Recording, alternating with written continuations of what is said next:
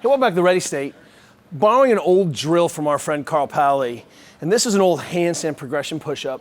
But really what I want to talk about is spotting compensation.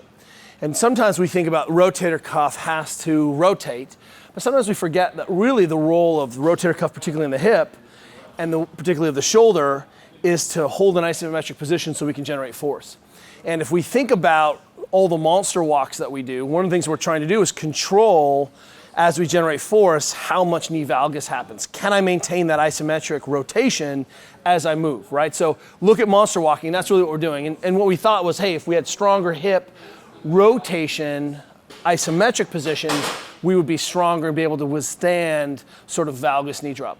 And what ends up happening is that when the body is firing and generating force, it will default away from sort of peak stability and so into what we call the broken archetype position. So instead of flexion and external rotation, as I fire, if I can't manage that stability, I'll always default into internal rotation. We know this. As you jump, and a kid who doesn't have the control or the strength, big fire, the key is that that knee will rotate in. It will move away from positions of high stability and default to sort of a reactive or secondary stability. And this is what we've talked about before. If you see children with cerebral palsy, altered motor control, oftentimes that knee is in that valgus position because the body has figured out a way to close the system and create stability so we can continue to move.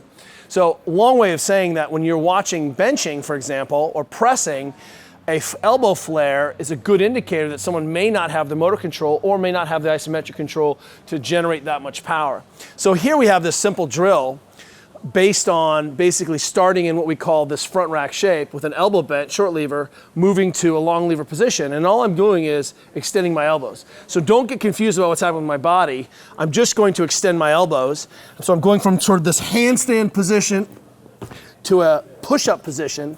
And all that I'm doing is in this elbow tricep extension here, but the demands on the rotation are very high. And when we ask our athletes to begin this as our skill progression towards freehanding standing, handstand, or being able to press or sort of be upside down and control in terms of general athleticism, we'll see that the first thing that happens is they fire, elbows flare. And what you should be able to do is connect the dots on being able to see the elbows flare as people press or as they bench. And that what's happening is for either I don't have the rotational capacity, range of motion, or I don't have the isometric control. And that may be strength, but oftentimes it's just I don't know how to manage that rotational power. So again, what you'll see here is that all I'm doing is going from a front rack position, and can I maintain that rotational power through? And if I don't, you'll see it get soft. So as I'm punching out, I'm trying to break the bar, spread the bar. Again, understanding these cues and being able to understand compensation, what we're seeing is the magic.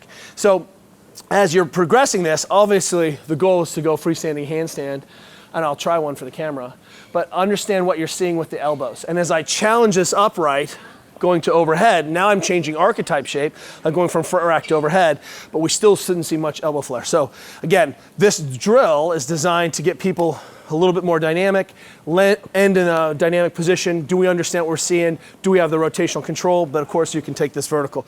So here we go, this is for you, Carl. Not very good at it. Nope, I got it, one more, give me one more, give me one more. Oh. Nailed it! See you guys tomorrow.